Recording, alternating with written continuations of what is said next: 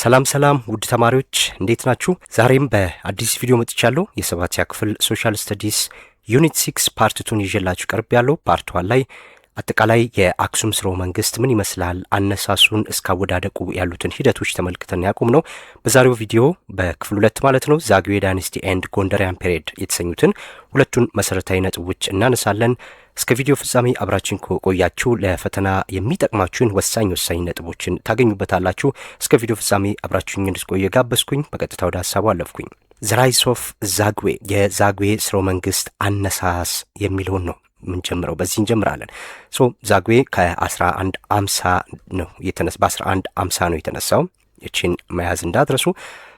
ኦሪጂኑን በምናይበት ሰዓት ላይ የዛግዌ ስርወ መንግስት መነሻው የት ነው ስንል ፋውንደድ ባይ ኩሽቴክ ስፒኪንግ አጎ ፒፕል አፍተር ዘ ዳውንፎል ኦፍ አክሱም፣ ከአክሱም መውደቅ በቀጥታ የተተኩት የዛግዌ ስርወ መንግስት ነው።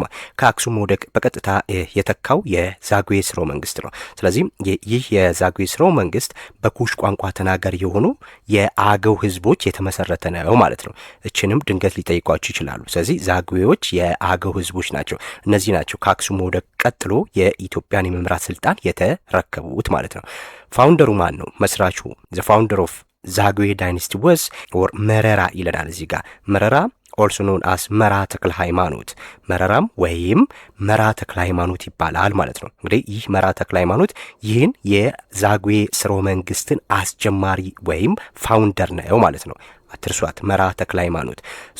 ይህ የዛግዌ ስርወ መንግስት የፖለቲካል ሴንተሩ የፖለቲካ ማዕከሉ የት ነበረ ስንል ከዚህ በፊት ያው የአክሱም የፖለቲካ ማዕከል የት ነበር? አክሱም ከተማ ነበር አይደለ? በሰሜን በትግራይ ክልል ውስጥ በአክሱም ከተማ ነበር። የነዚህ የፖለቲካል ሴንተራቸው የዛግዌ ዳይናስቲ ደግሞ ሉክ ኢስታብሊሽድ ኢን ዘ ቡግና ዲስትሪክት ኦፍ ላስታ፣ በላስታ ውስጥ ነው ማለት ነው። እንግዲህ ይህ በላስታ ቡግና ወረዳ ውስጥ የተመሰረተ ነው። ቡግና፣ ላስታ። ሌላ ከተሞችም አሏቸው። ሉክ አዳፋ፣ ይሄ አዳፋ ዘ ፈርስት ፖለቲካል ሴንተር ነው፣ ካፒታል ነው። እነዚህን ሁለቱን ለመለየት ሞክሩ። ይሄ የተመሰረተበት ነው፣ ኢስታብሊሽድ ነው አይደል የሚለን። ኢስታብሊሽድ ኢን ቡግና ዲስትሪክት ኦፍ ላስታ። በመራ ተክለ ሃይማኖት ከአክሱም ስልጣኑ ተረክበው የዛግዌ ስርወ መንግስትን ሲጀምሩ የመሰረቱት በቡግና ወረዳ በላስታ ውስጥ ነው። ነገር ግን ከዛ በኋላ ከተረጋጉ በኋላ የመጀመሪያ የፖለቲካ ሴንተራቸው ያረጉት የፖለቲካ ማዕከላቸውን ያረጉት ወይም መናገሻ ከተማቸውን ያረጉት አዳፋ በምትባል ከተማ ነው። አዳፋ ቺና ትርሷት። ዘን ሮሃ ሌተር ሪኔምድ ላሊበላ አፍተር ዋን ኦፍ ኢትስ ግሬተስት ኪንግ አለ። ሮሃ በኋላ ያው በታላቁ ንጉስ በላሊበላ ስም ተቀይራ ላሊበላ ተብላ ተሰይማለች ማለት ነው። እቺም ሮሃም ከዛ በኋላ የዛግዌ ስርወ መንግስት መቀመጫ ሆናለች ማለት ነው። እነዚህ ሶስቱ መሰረታዊ ነጥቦች ናቸው ማለት ነው። ሁለተኛው ነጥባችን ቴሪቶሪያል ሊሚትስ ኦፍ ዛግዌ ስኬት ነበር። የዛግዌ ግዛት ወሰኑ ስኬት ነበር። እያንዳንዱን እያወዳደራችሁ የአክሱምን አይተናል። በአራቱም ጫፍ እስኬት ድረስ እንደሚያዋስን አይተናል። ይህ የዛግዌ ስርወ መንግስት ደግሞ ጂኦግራፊ ኤንድ ቦርደርስ ይለናል። ጂኦግራፊና ድንበሮችን በምናይበት ላይ በሰሜን ተመልከቱ። በሰሜን ኢንክሉድድ ሞስት ኦፍ ዘ ሃይላንድ ፕሮቪንስስ ኦፍ ዘ ኦልድ አክሱማይት ኪንግደም፣ አብዛኛውን የቀድሞውን የአክሱም መንግስት ከፍተኛ ቦታዎችን ያካተተ ነበር ማለት ነው። አክሱም ይዘውት የነበረው በሰሜን በኩልን ያንን ቦታዎች ሁሉ ያካተተ ነው በሰሜን። በሳውዝ በደቡብ ደግሞ ኤክስቴንድድ አት ሊስት አስፋራስ ኖርዘርን ሸዋ፣ ቢያንስ እስከ ሰሜን ሸዋ ድረስ ይረዝም ነበረ። በሳውዝ የአክሱም ስርወ መንግስትም እስከ ሰሜን ሸዋ ነው የሚደርሱ አይደለ? ይሄም በዛግዌ ስርወ መንግስትም እስከ ሰሜን ሸዋ ይደርስ ነበር።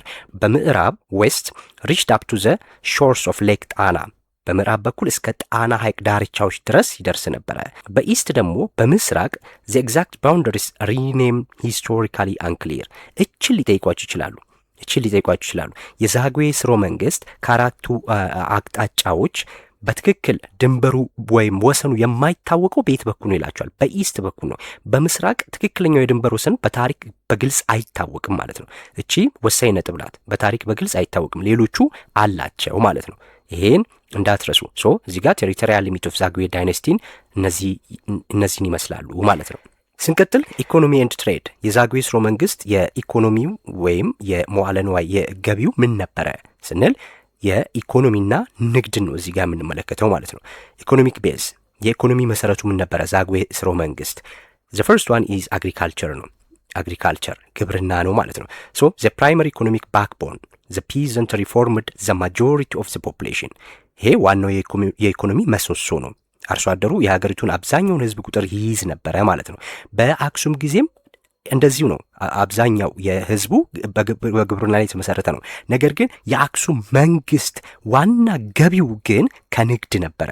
ገቢ ሀብት ብልጽግናን ያገኘው ከንግድ ነው እንጂ ከግብርና አይደለም። አብዛኛው ማህበረሰብ ግን ኑሮውን የመሰረተው ግን በግብርና ነበር። እዚህም በዛጉዌ ስርወ መንግስት ላይም ግብርና መጀመሪያ ወይም መሰረታዊው ነው ማለት ነው። እንዳትረሷት ጅን። ከዛ በኋላ ኢንተርናሽናል ትሬድ ይመጣል። የዓለም አቀፍ ንግድ ማለት ነው። ብሮት አዲሽናል ዌልዝ ስሩ ሪሌሽን ዊዝ ኢጅፕት ኤንድ አዘር ኔሽንስ አለን። ከግብፅ እና ከሌሎች አጋሮች ጋራ በነበረው ግንኙነት ተጨማሪ ገቢም ያገኙ ነበረ ማለት ነው። ስለዚህ ከውጭ ንግድ በዋናነት ከማን ጋር ያደርጉ ነበር? ዛጉዌ ዳይነስቲ ሲባል ከኢጅፕት በመሰረታዊነት ከኢጅፕት ጋር ያደርጉ ነበረ ማለት ነው። ይሄ ኢኮኖሚ ኤንድ ትሬድ ነው። ከዛም ስንቀጥል ይሄ ከኢኮኖሚ ትሬድ ጋር የተያያዘ ነው። ሌላው ትሬድ ሩታቸውስ ትሬድ ሩታቸው የንግድ መስመር በሮቻቸው የትኞቹ ነበሩ ስንል ከአክሱም ጋር አሁንም እያነጻጽራችሁ ሉክ ዘይላ አለ። ዘይላ እንግዲህ ሶማሊ ኮስት ነው አይደለ? ሶማሊ ድንበር ላይ ያለ ነው ዘይላ። የሶማሌ ባህር ጠረፍ ነው ይሄ ዘይላ ምንለው ማለት ነው። ስለዚህ ቢኬም ዘ ሜን ፖርት ኦፍ ዘ ኪንግደም። አያችሁ፣ እቺን በደንብ ያዙ አስተውሉሽ። አክሱም ጊዜ ላይ የዋናው ትሬድ ሩት የትኛው ነበረ? አዶሊስ ወደብ ነበረ አይደለ? የአዶሊስ ወደብ ነው። በደንብ ይሄንን ለመያዝ ሞክሩ። ሶ በዘይላ ግን በዛጉዌ ዳይነስቲ ግን ሜን ፖርታቸው የነበረችው እቺ ዘይላ ነበረች ማለት ነው። ሁለተኛው ዳላክ አይስላንድ ነው ሬድ ሲ ላይ። ይህ የቀይ ባህር ላይ የሚገኝ የዳላክ ደሴቶችንም ይጠቀሙ ነበር። ሰርቭድ አስ አናዘር ኢምፖርታንት አውትሌት ነው። ከአገር ውስጥ ምርቶችን ወደ ውጭ የሚያስወጡበት ሁለተኛው አማራጫቸው ይሄ ነው ማለት ነው። አስፈላጊ የንግድ መውጫ በር ነው ማለት ነው። ይሄ ዳላክ ከአክሱም ጋር ይለያል። አክሱም ላይ ዋናው የወደባቸው አዶሊስ ነበር ማለት ነው። ኦኬ ይህንን ያዝን። ትሬድ አይተምሶቻቸውስ እንግዲህ ትሬድ አይተምሶቻቸው የንግድ ዕቃዎች ማለት ነው። ከሀገር የሚወጡና ወደ ሀገር ውስጥ የሚገቡ ኤክስፖርት የምናደርጋቸው ወደ ውጭ የሚላኩ እነማን ናቸው? ስሌቭ አሁንም አለ እዚህ ጋር፣ አይቮሪ እዚህም አለ፣ በአክሱምም አለ። ኤንድ ሬር ስፓይሲስ ይሄ ደግሞ ብርቅዬ ቅመማ ቅመሞች የስ ቅመማ ቅመሞችንም ይልኩ ነበረ ማለት ነው። በዋናነት ስሌቭ አይቮሪ ኤንድ ስፓይስስ ይልኩ ነበረ። ይሄም በአክሱም ጊዜም ነበሩ። ስፓይስስን አላየንም እንጂ። ሶ ኢምፖርት የሚያደርጉትስ ከውጭ የሚያስመጡት ምን ነበረ ስንል ኮተን አንደኛው ነው።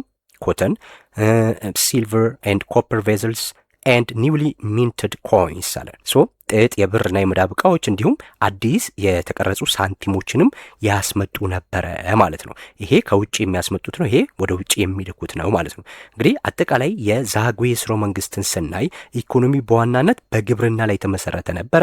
አብዛኛው ህዝብም አራሽ አርሶ አደር ነበር ማለት ነው። ከዚህ በተጨማሪ ያው ከግብፅና ከሌሎች አጋሮች ጋራ የባህርና የየብስ ንግድን ይካሄድ ነበር። ዋናው የንግድ በር ዘይላ ወደብ ሲሆን የዳላክ ደሴቶችም ሌላ መውጫ በር ነበሩ ማለት ነው።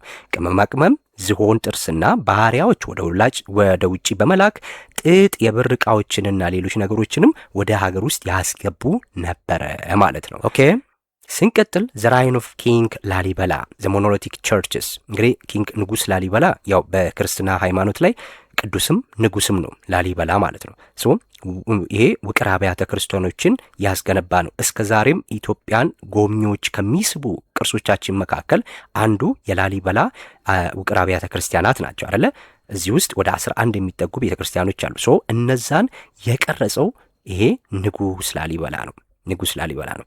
እንመልከተው። ፒክ ኦፍ ዘ ዳይነስቲ እንግዲህ የዛጉዌ ስርወ መንግስቱ ከፍተኛ ደረጃ ደርሶ የነበረው በንጉስ ላሊበላ ጊዜ ነበር ማለት ነው። ኪንግ ላሊበላስ ራይን ማርክድ ዘ ጎልደን ኢራ ኦፍ ዛጉዌ አርኪቴክቸር። በምንድን ነው ከፍተኛ ደረጃ ላይ ደርሶ የነበረው ስንል በዋናነት በስነ ህንፃ ነበረ ማለት ነው። ስለዚህ የንጉስ ላሊበላ ዘመን የዛጉዌ ስነ ህንፃ ወርቃማ ዘመን ነበረ እያለን ነው። ሶ ሮኪዎን ቸርች፣ ይሄ ሮኪዎን ቸርች ሲባል ከአንድ ወጥ ድንጋይ የተፈለፈሉ ቤተክርስቲያኖች ናቸው። ሶ 11 ሞኖሊቲክ ቸርችስ ቺዝልድ አውት ኦፍ ሲንግል ሊቪንግ ሮክ፣ ከአንድ ነጠላ ወጥ ሕያው ድንጋይ የተፈለፈሉ 11 ውቅር አብያተ ክርስቲያናትን የያዘ ነው ማለት ነው። በውስጡ በላሊበላ ስትሄዱ 11 ቤተ ክርስቲያኖች ናቸው ያሉት እዛ ውስጥ ማለት ነው። ትልቁ የሚባለው ቤተ መድኃኔዓለም የሚባለው ነው። 11 ናቸው ግን በውስጡ ያሉት። ሶ እነዚህን ሁሉ ቤተ ክርስቲያኖች ፈልፍሎ የሰራው ይህ ላሊበላ ነው። ማስተዋል ያለብን ምንድን ነው? በሱ ዘመን ላይ ምንም አይነት የቴክኖሎጂ ስሪት የተባሉ ነገሮች የሉም። በቃ ህንፃ ለመስራት የምንጠቀማቸው ዘመናዊ መሳሪያዎች ወይ ቁሳቁሶች አልነበሩም። ስለዚህ አንድ ወጥ ድንጋይ መፈልፈያ ብረት ናት ያለችው፣ በሱ ነው እነዚህን የመሰለ እስከ ዛሬም ድረስ የዘለቀ ያንን ወጥ ቤተ ክርስቲያናትን የሰራ ማለት ነው። ዩኔስኮ ወርልድ ሄሪቴጅ የዩኔስኮ የዓለም ቅርስ ሆኗል። ሪኮግናይዝድ ግሎባሊ ኤንድ ሪሜንስ ሜጀር ሴንተር ኦፍ ቱሪዝም። እንግዲህ በዓለም አቀፍ ደረጃ እውቅና ያገኙና የኢትዮጵያ ዋና የቱሪዝም ማዕከል የሆኑ ናቸው ማለት ነው። የትኛው? ላሊበላ ዋናው የኢትዮጵያ የገቢ ማስገኛ የቱሪዝም ማዕከል ነው ማለት ነው። ቪዥኑ ምን ነበረ? ይህንን ቤተ ክርስቲያን እዛ አካባቢ ላይ ሲሰራ ዋናው ዓላማው ምን ነበር ስንል ዘ ቪዥን ኮንስትራክትድ ቱ ሪፕሮዲውስ ዘ ሆሊ ሲቲ ኦፍ ጀሩሳሌም ኢን ኢትዮጵያ ሮሃ ዋዝ ዲዛይንድ አስ ኤ ሰብስቲቲዩት አለን። እንግዲህ ራእዩ የነበረው የንጉሥ ላሊበላ ውብ የሆኑትን የላሊበላ አብያተ ክርስቲያናትን የመገንባት ዋና ዓላማው በኢትዮጵያ ውስጥ ሌላ ቅድስት ከተማ ያ ማለት ኢየሩሳሌምን የመፍጠር እቅድ ነበር ማለት ነው። ሮሃ የኢየሩሳሌም ምትክ ተደርጋ ተወስዳለች በሱ ጊዜ ላይ። ኢየሩሳሌም ያው ክርስቶስ የተወለደበት አካባቢ ነው። ስለዚህ ቅድስት ከተማ ናት አይደለ? ስለዚህ ያችን ቅድስት ከተማ ኢትዮጵያ ውስጥ ገነባለሁ ብሎ ነው ይህንን ቤተክርስቲያንም ሰርቶ አካባቢውንም በዛ የኢየሩሳሌም ምትክ ለማድረግ ራእይ ሰንቆ የተነሳው ማለት ነው። እንዳትረሱ ቤተ ክርስቲያኖቹ እንግዲህ ይሄ ነው። አሁን ምንድን ነው የሚያስገርመው ላሊበላ በምንልበት ሰዓት ላይ አንደኛ በዓለም አቀፍ ደረጃ የሚታወቀውን አንድ ህንፃ ሲሰራ ከስር ወደ ላይ ነው እየተገነባ የሚሄደው አይደል? መሰረቱ ከስር ይሆናል፣ ከዛ ወደ ላይ ነው እየተገነባ የሚሄደው። ላሊበላ ግን ያን ቀይሮት ይሄ እዚህ ጋር እንግዲህ ትልቅ ወጥ ድንጋይ ነበረ ማለት ነው፣ እንደ ተራራ የሚያህል። ስለዚህ ያንን ድንጋይ ከላይ ወደ ታች ነው የሰራው። አንዱ የሚያስገርመው ነገር ያ ነው። መሰረቱን እላይ አድርጎ ወደ ታች ነው እየሰራ ሄደው ማለት ነው እንጂ ከስር ወደ ላይ አይደለም እየሰራ ሄደው። ቤት ሲሰራ ከስር ይቆፈርና መሰረቱ ታች ይጣል፣ ከዛ ወደ ላይ እየተሰራ ይሄዳል። እሱ ግን መሰረቱ ከላይ አረገውና ከላይ ጀምሮ ነው ከላይ እየቀረጸ ወደ ታች ሄደው ማለት ነው። እያንዳንዱ ነገር በዛ ዘመን ላይ እንዴት ሊታሰብ ቻለ ብለው እስከዛሬም ለተመራማሪዎች ይጠይቃሉ። ውሃ ማስገቢያው ቤተክርስቲያኑ እንዳያበላሸው እነዚህ ነገሮች አሁን የድሬኔጅ ሲስተሞች ናቸው። እጅግ በጣም አስገራሚ ናቸው። እንዲሁም እያንዳንዱ በውስጥ ያሉት ነገሮች በሚለኩበት ሰዓት ላይ በአሁኑ ዘመን ላይ በቃ ትክክል ሆኖ ነው የተገኙት። እንዴት ሲባል ያው የተለያዩ ምክንያቶች ይሰጣሉ። እነዚህን ከፍ ስትሉ የታሪክ ግንዛቤያችሁ ለማስፋት ስታነቡ የምታገኟቸው ናቸው። እዚህ ቦታ ላይ ማንሳቱ ብዙም አስፈላጊ ስላልሆነ ማለት ነው። ይሄ ቶፕ ቪውን ስናየው እንደዚህ ነው። ቤተ ክርስቲያኑ ወጥነቱ ግን ይሄ ነው ማለት ነው። ስለዚህ ቤተ ክርስቲያኖቹ እነዚህ ናቸው። እንግዲህ እዚህ ጋር ስናይ በምስል ስለሆነ ነው ትንሽዬ የምትመስለን እንጂ ሰፊ ነው፣ ትልቅ ነው። 11 ቤተ ክርስቲያናትን ይዟል ብያቸዋለሁ። ቤተ ክርስቲያን ደግሞ ስፋቱን አስቡት። ስለዚህ እንደዛ ነው ማለት ነው። ይሄ የዓለም ቅርስ ሆኗል። አስገራሚ አስደማሚ ከሚባሉት ዓለማችን ላይ ካሉ ቅርሶች ውስጥ አንዱ ይሄ ነው ማለት ነው። ስለዚህ ማንኛውም ኢትዮጵያዊ የሆነ ሰዓት ላይ ይሄንን ቅርስ ሊያይ ይገባል ማለት ነው። ካልቸራል ኤንድ ሪሊጂየስ ኮንቲኒቲ የባህልና የሃይማኖት ቀጣይነት በዛጉዌ ሥርወ መንግስት ላይ እንዴት ይታያል ስንል ዘ ሄሪቴጅ ኦፍ አክሱም ሰስቴንድ አለ። የአክሱም ቅርስ መቀጠል እንግዲህ በአክሱም ጊዜ የነበሩት ነገሮች ዛጉዌዎች መጥተው አላጠፉም፣ ያሉት ነገሮች አላጠፉም፣ አስቀጠሉ እንጂ ማለት ነው። ጎልደን ኤጅ ይለናል፣ ወርቃማው ዘመን። ሉክ ኤ ፔሪድ ኦፍ ሪቫይቫል ፎር አርኪቴክቸር ፔይንቲንግ ኤንድ ሊትሬቸር። እንግዲህ በዛጉዌ ሥርወ መንግስት ጊዜ በስነ ህንፃ በስዕል እና በስነ ጽሁፍ ረገድ እንደገና መነቃቃት የታየበት ወቅት ነበር ማለት ነው። ትልቅ መነቃቃትን የፈጠረበት ናቸው። ለኢትዮጵያ እስካሁን ድረስ ሊዘልቁ የሚችሉ በነዚህ ዘርፎች ውስጥ እጅግ ብዙ አስተዋጽኦችን አድርገዋል ማለት ነው። አስተውሉ። በዛጉዌ ሥርወ መንግስት ጊዜ ዋና ዋና ነገሮች ምን ነበሩ ሲባል አርኪቴክቸር፣ ፔይንቲንግ ኤንድ ሊትሬቸር። አክሱማይት ትራዲሽንስ ይለናል። የአክሱም ትራዲሽኖችን ምን አረጉት? ካልቸራል ትራዲሽንስ ዌር ናት ኢንተራፕትድ በት ራዘር ኮንቲኒውድ። አያችሁ፣ ይህ የአክሱም ባህሎችን ወጎችን አልተቋረጡም ማለት ነው። አላቋረጡም ወይም ያንን አጥፍተው አይደለም አዲስ የሰሩት። ይልቁንም በዛጉዌ ሥርወ መንግስት የአክሱም አጠቃላይ ነገሮች ቀጥለዋል ማለት ነው። ቀጥለዋል፣ አልጠፉም፣ አስቀጥለው ነው የዘለቁት ማለት ነው። ካልቸራል ሄሪቴጅ ላይ ስናይ እነዚህ አሉ።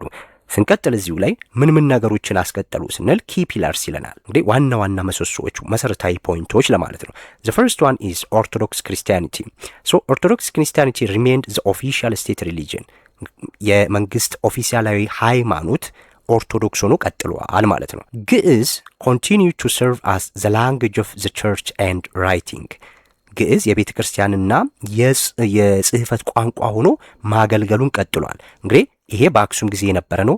ግዕዝም በአክሱም ጊዜ የነበሩ ነው። ምንም እንኳን በነይዛና ጊዜ የነበሩ የድንጋይ ላይ ጽሁፎች የግሪክ ቋንቋዎችም ይጠቀሙ ነበር፣ ግን የቤተ ክርስቲያን ቋንቋ ግዕዝ ሆኖ ቀጥሏል። ሌላው ዲፕሎማቲክ ኤንድ ትሬድ ሪሌሽንስ ዊዝ ሙስሊም ሩለር ኦፍ ኢጅፕት ዌር ሜንቴንድ ከግብፅ የሙስሊም መሪዎች ጋር የነበረው ግንኙነት ቀጥሏል ማለት ነው። በዛው ቀጥሏል። ምክንያቱም በአክሱም ጊዜም ከግብጾች ጋር ግንኙነት ነበራቸው አይደለ? ያንን አስቀጥለዋል። አራተኛው ፒልግሪሜጅ ቱ ጀሩሳሌም ሪችድ ኢትስ ሂስቶሪካል ፒክ አለ። ወደ ቅድስት ሀገር ኢየሩሳሌም የሚደረገው የሃይማኖት የንግስ ጉዞ ከፍተኛ ደረጃ ላይ የደረሰበት ነበር እንደውም ማለት ነው። ምክንያቱም አሁን ሃይማኖቱ ከአክሱም ጊዜ እያደገ በሰው ውስጥ እየሰረጸ በህዝብ ቁጥር እየጨመረ ነው የሚወጣው። ስለዚህ ፍላጎቱ ለኢየሩሳሌም መሄድ የሃይማኖታዊ ጉዞ ማድረግ በጣም እየጨመረ ነው የሚሄደው። ፍላጎት ቢኖርም ደግሞ ያንን ማድረግ ደግሞ የማይችሉ ብዙ ሰዎች አሉ። ቅድም ላሊበላ ያንን በመገንዘብ ነው ቅድስት ኢየሩሳሌምን እዚሁ መሰርታለሁ፣ ወደዛ መሄድ ለማይችሉ ሰዎች እዚሁ ይሳለማሉ ብሎ ያንን የሰራላቸው ማለት ነው። ይሄ ካልቸር ኤንድ ሪሊጂየስ ኮንቲኒቲ የሚለውን ይሄን ያሳየናል ማለት ነው። ስለዚህ እነዚህን አራት መሰረታዊ ነገሮችን ያዙ። ዳውንፎል ኦፍ ዘ ዛጉዌ ዳይነስቲ የዛጉዌ ስርወ መንግስት ውድቀትን ነው እዚህ ጋር የምናየው። ኢንተርናል ኤንድ ኤክስተርናል ፕሬሸሮች አሉ። ሁልጊዜ የውጫዊና ውስጣዊ ምክንያቶችን እናነሳለን። በአክሱም ጊዜም አንስተናል። ሶ ኢንተርናል ኤንድ ኤክስተርናል ፕሬሸርስ 1270 AD ኢንተርናል ፋክተሩን ስናይ የውስጣዊ ምክንያቶችን በምናይበት ሳት ላይ continuous instability and lack of peaceful political succession after king's days አለን። እዚህ ላይ ውስጣዊ ምክንያቱ ዋናው ምንድን ነው? በወቅቱ የነበረው ንጉስ ሲሞት ሰላማዊ የፖለቲካ ስልጣን ሽግግር መኖር አልቻለም። በዛ ምክንያት በሀገሪቷ ውስጥ ኢንስታቢሊቲ ሰፈነ ማለት ነው። አለመረጋጋት፣ እዛም እዚህም አመጽ መስፈን ጀመረ ማለት ነው። ስለዚህ የመጀመሪያው ውስጣዊ ምክንያት ስትባሉ የኪንጉን ሞት ተከትሎ የተነሳው ኢንስታቢሊቲ ነው ማለት ነው። እንዲሁም ላክ ኦፍ ፒስፉል ፖለቲካል ሰክሲሽን አለመኖር ነው ማለት ነው። ኢንተርናል ብለን ያልነው እንግዲህ ኢትዮጵያ ውስጥና ኤክስተርናል ስንል ከውጭ ሀገር ጋር አድርገን እንዳናስብ። ይሄ ኢንተርናል ፋክተር ሲባል እዛው ዛጉዌ ውስጥ በራሳቸው ማህበረሰብ ውስጥ የነበረው ምክንያት ነው። ከዛ ከነሱ ማህበረሰብ ውጪ ደግሞ ያለው ምክንያት ኤክስተርናል ፋክተር ስንል ሉክ ፖለቲካል ሬዚስታንስ ኦርጋናይዝድ ባይ ሴሜቲክ ስፒኪንግ ፒፕል ኦፍ ትግራይ ኤንድ አምሃራ። አያችሁ፣ እነዚህ ሁለት ተጽዕኖዎችም ደግሞ ተነስቶባቸዋል ማለት ነው። አንደኛው ውጫዊ ምክንያት ስንል የሴም ቋንቋ ተናጋሪ የሆኑት የትግራይና የአማራ ህዝቦች ጠንካራ የፖለቲካ ተቃውሞ ማድረጋቸው ነው። ጠንካራ የፖለቲካ ተቃውሞ ያደርጉባቸው ነበረ። እነዚህ ምን ተናጋሪዎች ናቸው? በዛጉዌ ዳይነስቲ ጊዜ አገው በቋንቋ ስንመድበው የትኛው ውስጥ ነው? አገው ኮሽቲክ ውስጥ የሚገባ ነው አይደለ?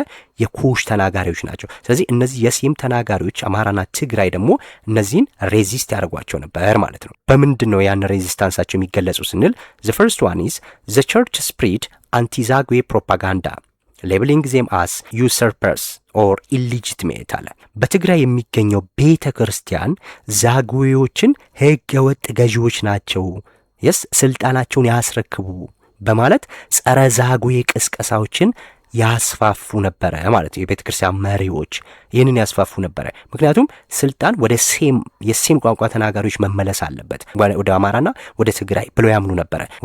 የኩሽ ቋንቋ ተናጋሪዎች ስለሆኑ ቤተ ክርስቲያንም ያንን ታሰማ ነበረ ማለት። ቤተ ክርስቲያን አንድ ነገር ወሰነች ማለት ደግሞ ህዝቡ ይቀበላል በግድ ማለት ነው። ሶ ኢሊጂትሜት ናቸው ብለው ይሏቸው ነበረ። ሌላው used the legend of the Queen of Sheba to demand the return of Solomonic dynasty ያለ እንግዲህ የቀድሞውን የሰሎሞናዊ ስርወ መንግስት ለመመለስ በንግስተ ሳባ አፈ ታሪክ ላይ ተመርኩዘው ተንቀሳቀሱ ማለት ነው። ተንቀሳቀሱ እነማ? እነዚህ። ምክንያቱም የሰሎሞናዊ ስርወ መንግስት እኛንን ወራሽ ተረካቢ ብለው ነበር የሚያምኑት ማለት ነው እነዚህ። ስለዚህ በዛ ምክንያት አገዎች ደግሞ ከዚህ ውስጥ የሉበትም፣ ብቁም አይደሉም፣ ትክክለኛም አይደሉም፣ ስልጣን ይነጠቁ የሚል ቅስቀሳ ማድረግ ጀመሩ ማለት ነው። ከዛ ምን ሆነ? መጨረሻው ዘኢንድ የዛጉዌ ስርወ መንግስት አበቃ ማለት ነው። እንዴት አበቃ? መቼ አበቃ? ኢን 1270 አን አማራ ቺፍ ይኩኖ አምላክ ኦቨርስሪው ዘ ላስት ዛጉዌ ኪንግ ይትባረክ ሪስቶሪንግ ዘ ሶሎሞኒክ ላይን አለ። በመጨረሻም በ1270 የአማራ መሪ የሆነው ይኩኖ አምላክ በቤተ ክርስቲያን ታግዞ የመጨረሻውን የዛጉዌ ንጉሥ የነበረውን ይትባረክን በመጣል ስልጣኑን ያዘ ማለት ነው። ይህም የሰሎሞናዊ ስርወ መንግስት መመለስን አበሰረ ማለት ነው። የዛጉዌ ስርወ መንግስት አነሳስና አወዳደቅ ይህን ይመስላል። እዚህ ላይ አሁን ብዙ ጥያቄዎች ሊወጡ ይችላሉ። አንድ who was the last king of ዛጉዌ ዳይነስቲ ትባላላችሁ። ይትባረክ ነው። ይትባረክ የመጨረሻው የዛጉዌ ስርወ መንግስት መሪ ነበር፣ ንጉስ ነበር። ሁለተኛው ኤክስተርናል ኢንተርናል ፋክተሮቹ ምን ነበሩ? ለዛጉዌ ስርወ መንግስት መውደቅ ልትባሉ ትችላላችሁ። እነዚህን በደንብ ለመያዝ ሞክሩ ማለት ነው። የዛጉዌ ስርወ መንግስት አበቃ። ከዚህ በኋላ ምንድን ነው የሚመጣው ስንል መጽሐፋችሁ ላይ ያለውና የትክክለኛውን የኢትዮጵያ ታሪክን ስናይ የተለያየ ነው። ሶ መጽሐፋችሁ ላይ ቀጥታ የሚመጣው ምንድን ነው? ኢንትሮዳክሽን ቱ ዘ ጎንደሪያን ፒሪየድ። እዚች ጋር ትንሽ የሆኑ ነገሮችን ብያችሁ ባልፍ ጥሩ ነው። ምክንያቱም ከዛጉዌ ስርወ መንግስት በኋላ የጎንደር ፒሪየድ የሚመጣው በመካከል የስንት ዓመት ልዩነት አለ? እዚህ ጋር ዓመተ ምሕረቱን አስተውሉ። 1636 ነው አይደለ? የጎንደር ፒሪየድ የሚጀምረው። የዛጉዌ ስርወ መንግስት የወደቀው መቼ ነው? 1270። ስለዚህ ከ1636 1270ን መቀነስ ማለት ነው። ስትቀንሱ የ366 ዓመታት ታሪክ ተዘሎ ነው ወደ ጎንደሪያን ፔሪየድ የተመጣው ማለት ነው። ስለዚህ የ366 ዓመታትን ታሪክ ተዘሏል እዚህ ውስጥ። በቀጥታ ከዛጉዌ ስርወ መንግስት በኋላ የሚመጣው ጎንደሪያን ፔሪየድ አይደለም። ይሄንን እዚች ጋር እሷን እንድታቁ ነው። አንድ ያው የሀገራችን ታሪክ ስለሆነ የተዛባ ነገር ይዛችሁ እንዳትሄዱ ነው። ሁለተኛ ለፈተና ብቻ አይደለም እኔ እዚህ ጋር እየነገርኳችሁ ያሉት፣ ምክንያቱም ጥንቃቄ የሚፈልጉ ነገሮች ናቸው እነዚህ። ስለዚህ የዛጉዌ ስርወ መንግስት ከወደቀ በኋላ ይህ በመካከላቸው ያለው ዘመን እንግዲህ ከዛጉዌ በኋላ እስከ ጎንደር ፔሪየድ የመካከለኛው ዘመን የሰሎሞናዊ ስርወ መንግስት የሚባል ታሪክ ቀርቷል። ሜዲቫል ሶሎሞኒክ ዳይነስቲ ማለት ነው። ስለዚህ ምን ነበሩ ታዲያ እዚህ ውስጥ ከዛጉዌ በኋላ የነበረው ሽግግር ዋና ዋና ፖይንቶቹ ምን ነበሩ ስንል የሚነሱ ነገሮች አሉ ማለት ነው። እዚህ ውስጥ ዋና ዋናዎቹ እንግዲህ የአምደ ጽዮንን ታሪክ እዚህ ውስጥ ይገባል። የአጼ ዘርዓ ያዕቆብ ታሪክ እዚህ ውስጥ ይመጣል። የግራኝ አህመድ ታሪክ እዚህ ውስጥ ይመጣል። እነዚህ ነገሮች ሁሉ በ366 ዓመታት ውስጥ የተከሰቱ መሰረታዊ ነጥቦች ናቸው። እነዚህ የሀገራችንን ታሪክ የወሰኑ ወይም የቀየሩ ብዙ ክስተቶች አላቸው ማለት ነው። እነሱን ደግሞ ያው ክረምት ላይ ታሪክ የምትወዱ ከሆነ እነዛን ማንበብ ትችላላችሁ። ይህንን አስገንዝቤያችሁ ልለፍ ብዬ ነው። ሶ አሁን በቀጥታ ወደ ጎንደሪያን ፔሪየድ እናልፋለን ማለት ነው። ኦኬ ትራንዚሽን ቱ ፊክስድ ካፒታል፣ ወደ ቋሚ መናገሻ ከተማ መሸጋገር አለን። እዚህ ጋር ሲነግራችሁ ትራንዚሽን ቱ ፊክስድ ካፒታል ሲል ከዛ በፊት የነበሩት የላቸውም ማለት ነው ወይ ስንል የላቸውም ማለት ነው አይደለ? ኢንዳይሬክትሊ የላቸውም። ከዛ በፊት የነበሩት ፊክስድ ካፒታል የላቸውም እያሉ ነው። ግን የሌላቸው አሁን ያየናቸው የዛጉዌ ስርወ መንግስትና የአክሱም ስርወ መንግስት አይደለም 366 ዓመታት ታሪክ ጋፕ አለ ብለናል አይደለ? በዚህ በሜዲቫል ሶሎሞኒክ ዳይነስቲ ውስጥ ያሉትን ለማለት ነው። ይህንን ግን ልታገኙ የምትችሉበትን ፍንጭ አላስቀመጠም መጽሐፋችሁ ማለት ነው። ስለዚህ የዛጉዌ ፊክስድ የሆነ ከተማ ነበራቸው አይደለ? አይተናል፣ አዳፋ ብለናል። በአክሱም ጊዜም አክሱም መቀመጫ ናት። ታዲያ ይህንን ያለው ማንን ነው ስንል እዚህ ውስጥ ያለውን ነው። የሜዲቫል ሶሎሞኒክ ዳይነስቲ የምንላቸው ነው። በእነዚህ መገለጫቸው ምን ነበረ? ከቦታ ቦታ የተንቀሳቀሱ ነበረ። አጠቃላይ ስርወ መንግስቷቸውን ሲያደርጉ የነበሩት የንግስና ዘመናቸውን ያሳለፉት እንደዛ ነው እንጂ ወጥ የሆነ ቋሚ የሆነ መቀመጫ አልነበራቸውም። ኤክሰፕሽናል ዘርዓ ያዕቆብ ብቻ ነበረው ማለት ነው። ደብረ ብርሃንን የመናገሻ ከተማ አድርጓል እንጂ እነሱን ለማለት ነው። እዚህ ጋር ክሊር ለማድረግ ያህል ነው። ሶ ትራንዚሽን ቱ ፊክስድ ካፒታል አለ። ወዴት ተሸጋገርን አለ? ወደ ቋሚ መናገሻ ከተማ መሸጋገር አለ። ሶ አሁን እንቀጥል። ዘ ሜዲቫል ትራዲሽን አለን። የመካከለኛው ዘመን ልማድ ምን ነበረ? አያችሁ፣ የመካከለኛው ዘመን ልማድ የሚባለው እዚህ ጋር 366 ዓመታትን ነው። ዘ ሜዲቫል ትራዲሽን ኪንግስ ፕሪቪየስሊ ሜንቴንድ ሞባይል ካፒታል። አያችሁ፣ ሞባይል ካፒታሎች ነበሯቸው ማለት ነው። ሙቪንግ ፍሮም ሪጅን ቱ ሪጅን።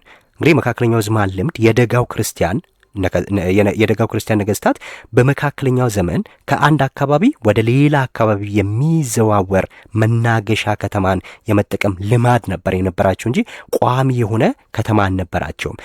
በመካከለኛው ዘመን የሶሎሞናዊ ስርወ መንግስት ላይ ኤክሰፕሽናሊ በልዩነት የሚጠቀስ አንድ መሪ አለ፣ የራሱ መናገሻ ከተማ የመሰረተ ማለት። እሱም ማን ነው? ኤክሰፕሽናል ደብረ ብርሃን ፋውንደድ ባይ ዘርዓ ያዕቆብ 1454 አለ። በልዩነት ደብረ ብርሃን ላይ ዘርዓ ያዕቆብ ደብረ ብርሃን መስርቶ የመናገሻ ከተማ አርጓት ነበር ማለት ነው።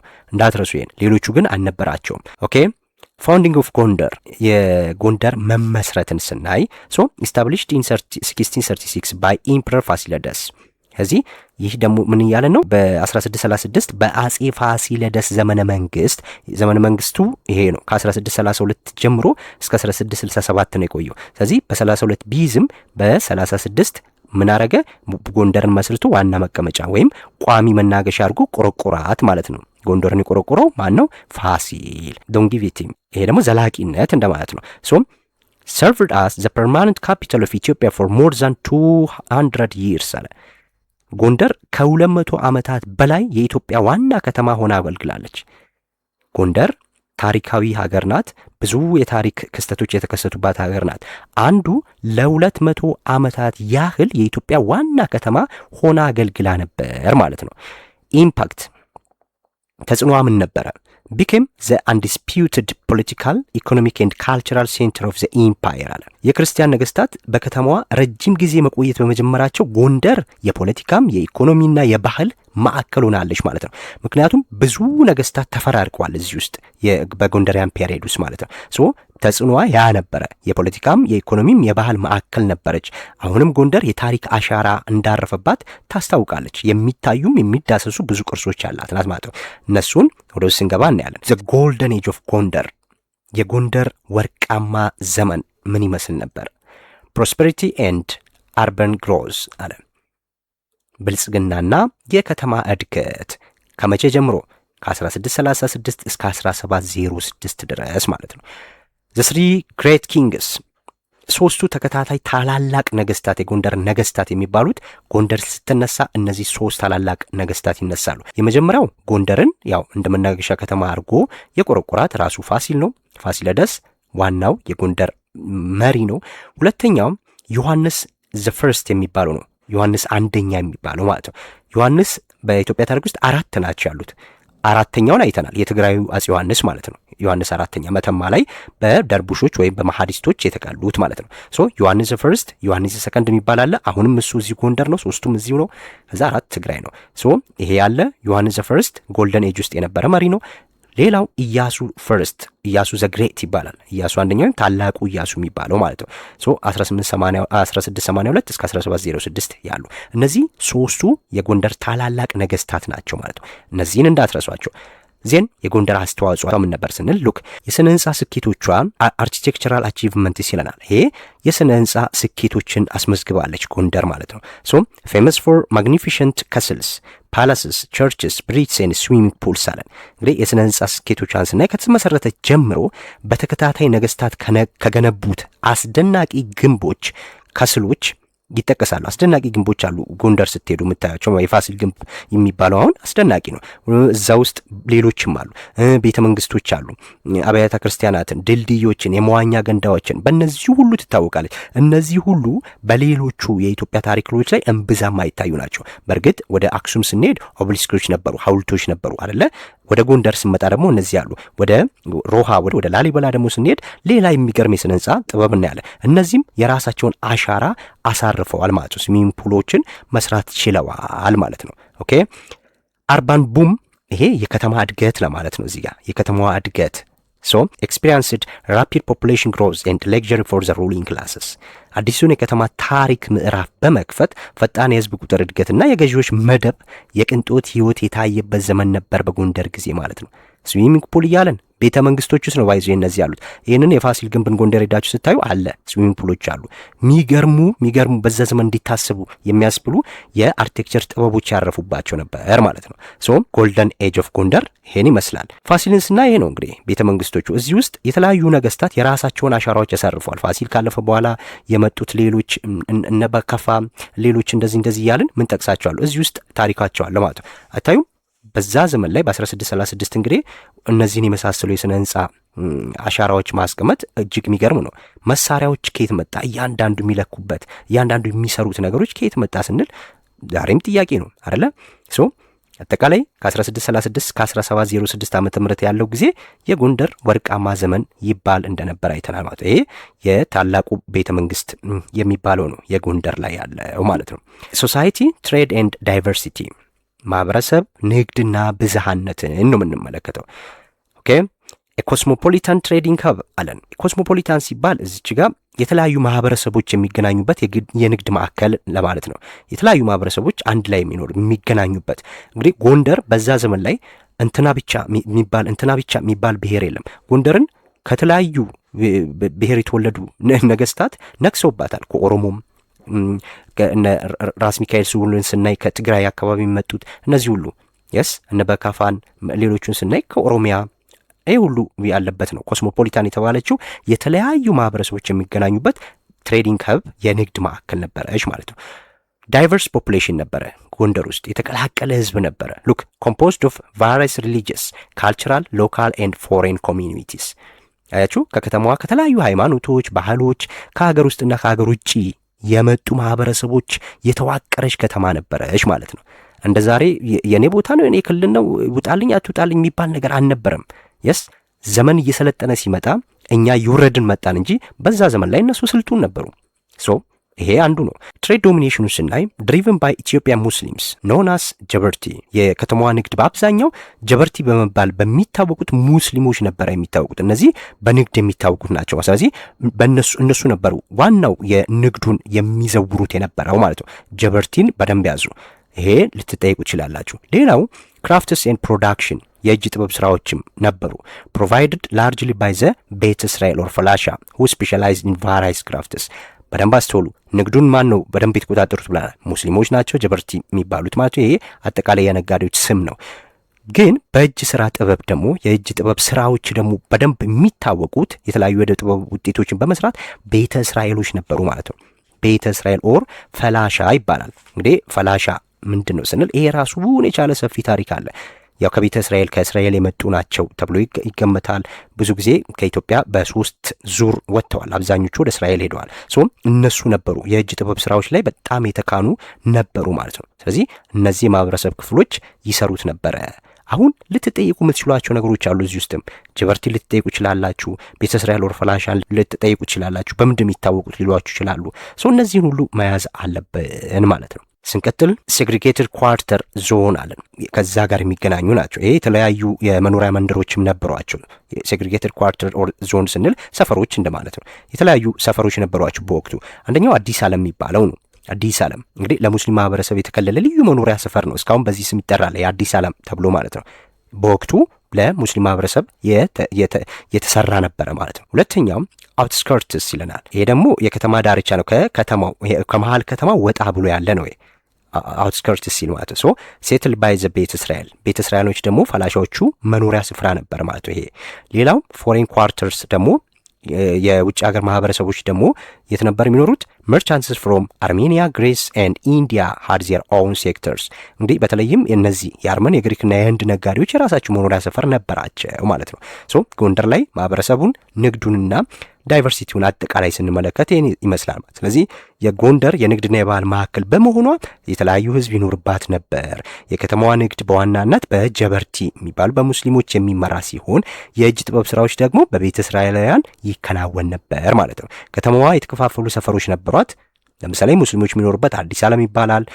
ፈላሻዎች በከተማው ዳርቻ ይኖሩ ነበር። እንዲሁም የውጭ ዜጎች ደግሞ የራሳቸው መንደር ነበራቸው እያለን ነው።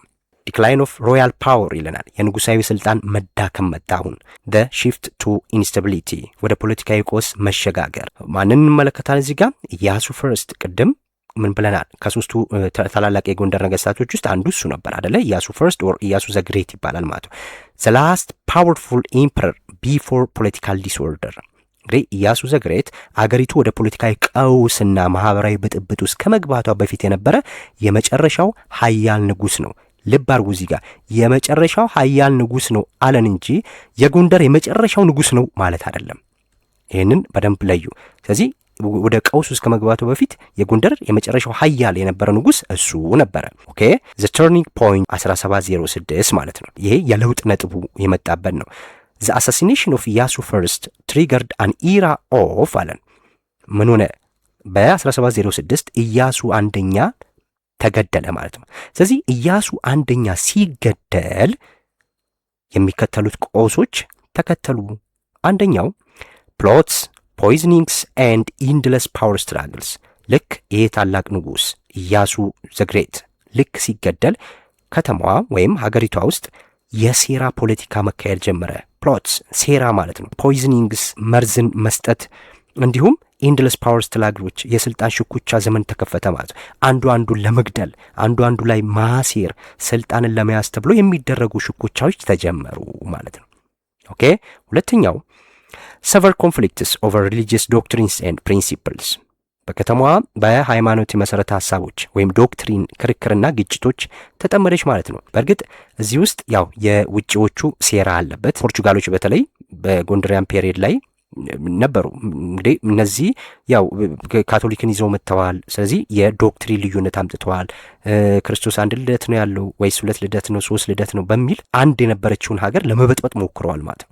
ስለዚህ ካራ ቅባት ምናምን ጸጋ ተብሎ በኦርቶዶክስ ውስጥ ራሱ ክፍል እንዲነሳና ግጭቶች እንዲከሰቱ አድርገው ነበረ። በመጨረሻ አጼ ቴዎድሮስ ያንን ነገር ለማስቀረት ችሏል እንጂ ማለት ነው። እነዚህ ከኢያሱ ሞት በኋላ የተከሰቱት እነዚህ ናቸው ማለት ነው። ሌላው ራይዝ ኦፍ ሪጂናል ዋርሎርድስ። እንግዲህ አገሪቷን የሚቆጣጠር የበላይ ንጉስ ስለሞተ የተለያዩ የክልል መኳንንቶች መነሳት ጀመሩ ማለት ነው። ሪጂናል ሎርድስ ቢኬም ሄቪሊ ፓወርፉል ተርኒንግ ሴንትራል ኪንግስ ኢንቱ ሜር ፑፔትስ። አላያችሁ? የአካባቢው የጦር አበጋዞች መኳንንቶች ማለት ነው። ስለዚህ በጣም በረቱ፣ እነሱ እየጠነከሩ ወጡ ማለት ነው። ስለዚህ በደካማው ማዕከላዊ ነገስታት ስም ስልጣናቸውን ማጠናከር ጀመሩ ማለት። ምክንያቱም አሁን የማዕከላዊ ንጉስ ይሄን ያህል ፑፔት ነው አለም፣ በቃ ነገረን እዚህ ጋር እንደ አሻንጉሊት ነው። ይሄን ያህል ማንም የሚቀበለው የለም። ነገስታቶቹ የአውራጃ ስልጣን መኳንንቶቹ ራሳቸውን እያበለጸጉ መጥተዋል። ስለዚህ ማዕከላዊ ንጉስ ጠንካራ የነበረው በኢያሱ ነበር። እሱ ሲሞት በቃ ይሄ ነገር ተከሰተ ማለት ነው። ዘ ኢራ ኦፍ እቴጌ ምንትዋብ ይመጣል ደግሞ እዚህ ጋር ፊሜል ሊደርሺፕ ኤንድ ፓወር ስትራግል። ይሄ የሴቶች አመራርና የስልጣን ፉክክር እያለን ነው። እንዴ የእቴጌ ምንትዋብ ዘመን ነው አሁን ማለት ነው። ኢምፕረስ ምንትዋብ እቴጌ ምንትዋብ ማለት ነው። ኢምፕረስ ስንል ዋይፍ ኦፍ ኪንግ በካፋ ቱ ኮንትሮል ኦፍ ፖለቲክስ አፍተር ሂዝ ዴዝ ኢን 1713። እንግዲህ ጎንደር የተለያዩ መሪዎች መርተዋታል ብለናል። አንዱ ከመሯት ውስጥ ባካፋ የሚባለው ማለት ነው። እሱ የእቴጌ ምንትዋብ ባል ነው። አጼ ባካፋ በ1930 ሞቱ ማለት ነው።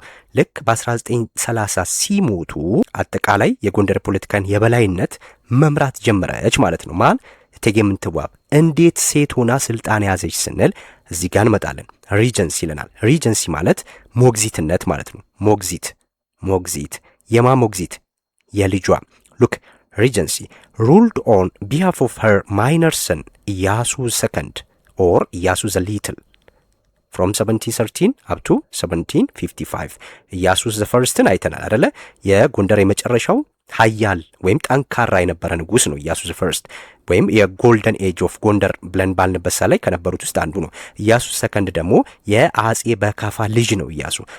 ኢያሱ ለአቅመ ስልጣን አልደረሰም ነበር ማለት ነው። ለአካለ መጠን ባልደረሰው ልጇ ኢያሱ ስም አገሪቱን ማስተዳደር ጀመረች ማለት ነው።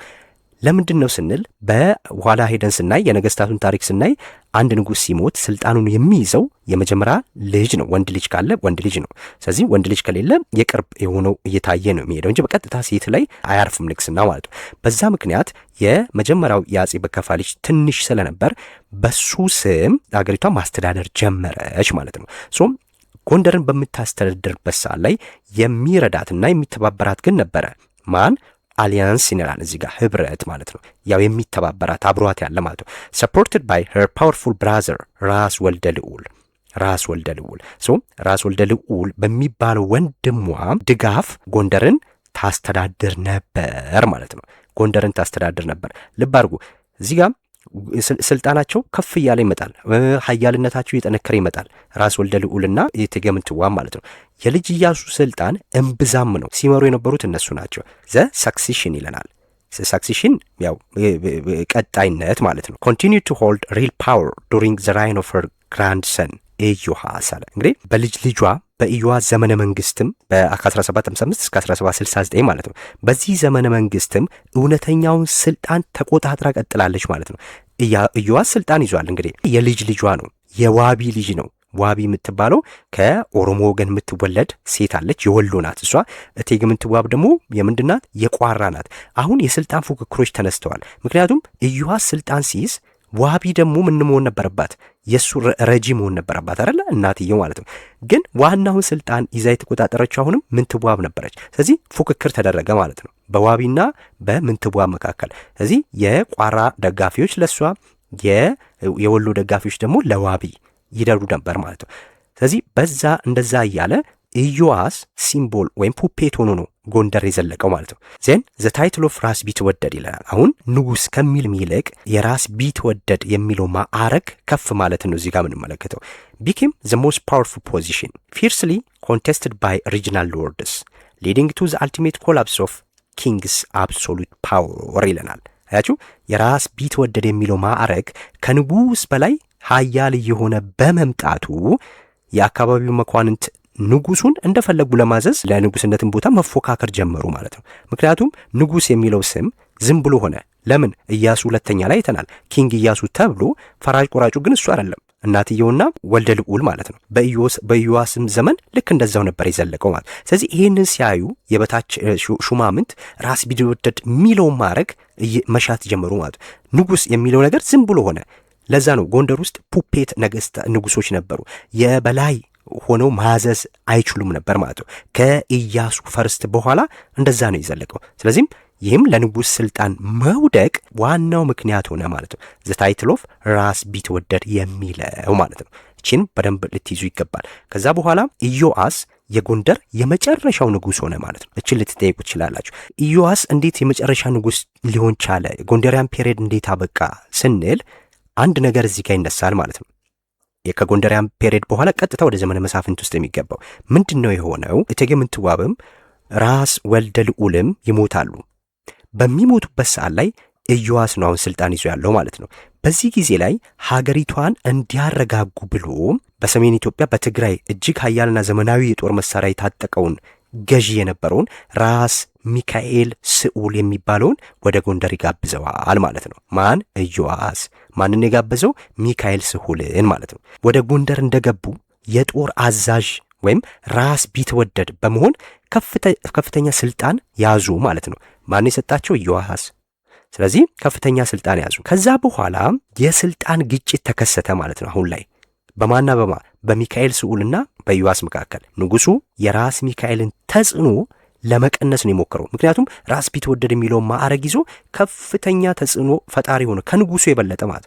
ንጉሱ ደግሞ በዚህ ይህንን ስላዩ ተጽዕኖ ለመቀነስ ሲሞክሩ መሀል ላይ ግጭት ተከሰተ ማለት ነው። ይህ ግጭት ምንድን ነው ስንል ታሪክ ይቅር የማይለው እርምጃ ተወሰደበት ማለት ነው። ራስ ሚካኤል ስዑል